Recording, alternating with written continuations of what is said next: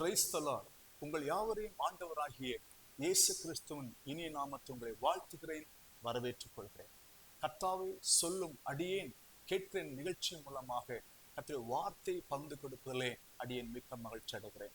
இன்றைக்கு கர்த்தருடைய வார்த்தை என்னவென்றால், நீதிமொழியின் புஸ்தகம் 23ஆம் அதிகாரம் 18ஆம் வசனத்தை உங்களுக்காக வாசிக்கிறேன். Today scripture taken from Proverbs chapter 23 verse 18. வாசிக்கிறேன்.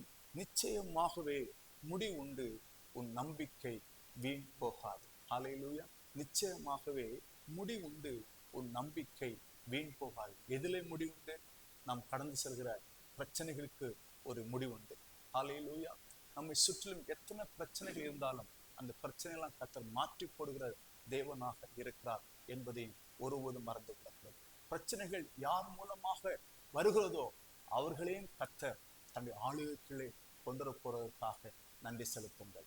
ஒரு சமயம் இஸ்ரவேல் ஜனங்களை பார்வோன் அனுப்பிவிட்ட பிற்பாடு மீண்டும் இஸ்ரவேல் ஜனங்களை தன் பக்கமாக கொண்டு வேண்டும் என்பதற்காக மீண்டும் இஸ்ரவேல் ஜனங்களை பிடிப்பதற்காக அவன் படையெடுத்து வருகிறான். அந்த இஸ்ரவேல் ஜனங்கள் செங்கடலுக்கு முன்பதாக நிற்கிறார்கள். ஒரு பக்கம் செங்கடல், ஒரு பக்கம் பார்வோன். இது இரண்டு நடுவில் மத்தியிலே மக்கள் சொல்கிறார்கள், எங்களை சாகவா அழைத்து கொண்டு வந்து நாங்கள் அங்கிருந்தால் நலமாக இருப்போம் என்று சொல்லி மோசேயிடம் முறையிட்டார்கள். ஹல்லேலூயா. ரெண்டு சைடும் பிரச்சனை. ஆனால் கர்த்தர் என்ன செய்தார்? மோசே ஆண்டு நோக்கி பார்த்த பொழுது ஆண்டவர் சொன்னார், உன் கையில் இருக்க கோலை எடுத்து செங்கடலை நீட்டு என்று சொன்ன பொழுது செங்கடல் இரண்டாக பிளந்தது என்று பார்க்க முடியும்.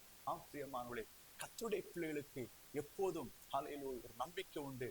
கர்த்தர் எனக்காக யாவையும் செய்து முடிப்பார் என்பது ஒரு பெரிய நம்பிக்கை உண்டு. பிரியமானவர்களே, கர்த்தருடைய பிள்ளைகளை ஒருபோதும் கர்த்தர் கைவிடவில்லை.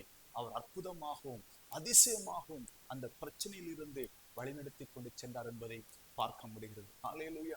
சங்கீதம் 62:5 சொல்கிறது, கர்த்தரை நோக்கி அமர்ந்திரு, நீ நம்புவது கர்த்தராலே வரும் என்று சொல்கிறார். ஹல்லேலூயா. நாம் என்ன செய்ய வேண்டும்? பிரச்சனை மத்தியில போராட்டம் நாம் என்ன செய்ய வேண்டும்? கர்த்தரை நோக்கி அமர்ந்திருக்க வேண்டும். கர்த்தரை நோக்கி அமர்க்கிற பொழுது நான் நம்புகிற காரியங்களை கர்த்தர் நமக்காக செய்வதற்கு அவர் போதுமானவராக இருக்கிறார். ஹல்லேலூயா. கர்த்தரை தேடுகிற பிள்ளைகளுக்கு ஒரு நன்மையும் குறைபடாது.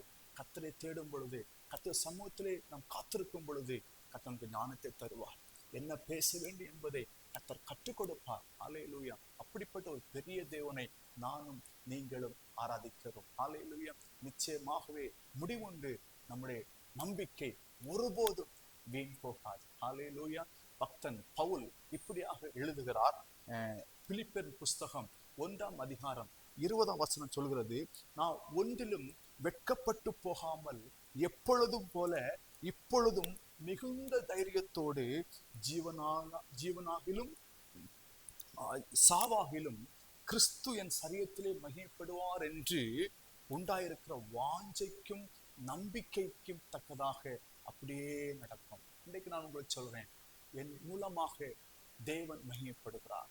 என் வாழ்க்கையிலே கர்த்தர் மகிமைப்பட போகிறார். ஹல்லேலூயா. அந்த நம்பிக்கையும் வாஞ்சையும் உங்களுக்குள் இருக்குமானால், ஹல்லேலூயா, நம்ம எல்லா சூழ்நிலையும் கர்த்தர் மாற்றி ஒரு பெரிய மகிழ்ச்சியும் ஒரு ஆசீர்வாதத்தை கர்த்தர் கட்டளையிடுவார்.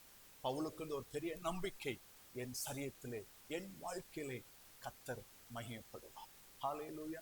இதை மீண்டும் சொல்கிறேன், நிச்சயமாகவே முடிவுண்டு நம்முடைய நம்பிக்கை ஒருபோதும் வீண் போகாது. நம் கடந்த எல்லா பிரச்சனைகளையும் கர்த்தர் ஒரு முடிவுக்கு கொண்டு வருவார். யார் மூலமாய் பிரச்சனைகள் வருகிறதோ அவர்களையும் கர்த்தர் தன் சார்பில் அழைத்து கொண்டு வருவார். ஹல்லேலூயா. நாம் ஒருமித்து கர்த்தருடைய நாமத்தை மகிமைப்படுத்த போகிறோம். கர்த்தர் நல்லவர். God bless you. உங்களுக்காக நான் ஜெபிக்கிறேன். எங்களை அதிகமாக நேசிக்கிற நல்ல ஆண்டவரே, உம்மை நாங்கள் துதிக்கிறோம், உம்மை நாங்கள் போற்றுகிறோம். நீர் எங்கள் தேவனாகிய கர்த்தர். ஆண்டவரே, நீ கொடுத்த நல் வார்த்தைக்காக நன்றி. நிச்சயமாகவே முடிவுண்டு உன் நம்பிக்கை வீண் போகாது. ஆம் சுவாமி, உம்முடைய பிள்ளைகள், உம்மை நேசிக்கிற பிள்ளைகள் அநேக நேரங்களிலே பல பிரச்சனைகளுக்குள்ளாக கடந்து செல்கிறார்கள். பல பிரச்சனைகள் அவள் வாழ்க்கையில் வருவதையும் பார்க்கிறேன். ஆனால் வேதம் சொல்கிறது, உம்முடைய சமூகத்தில் காத்திருக்கிற பிள்ளைகளுக்கு நம்பிக்கை வீண் போகாது.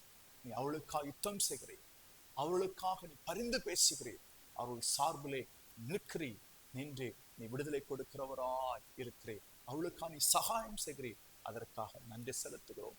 உடைய சமூகத்தில் காத்திருக்கிற, உங்க சமூகத்தில் நம்பிக்கையோடு காத்திருக்கிற பிள்ளைகளுக்கு என் ஆண்டவர் நீர் விடுதலை கொடுத்து பிள்ளைகளை மகிழ்ச்சியாக்க வேண்டுமாக ஜெபிக்கிறேன். இயேசு நாமத்தில் பிதாவே, ஆமென். God bless you. கர்த்தர் உங்களை ஆசீர்வதிப்பார்.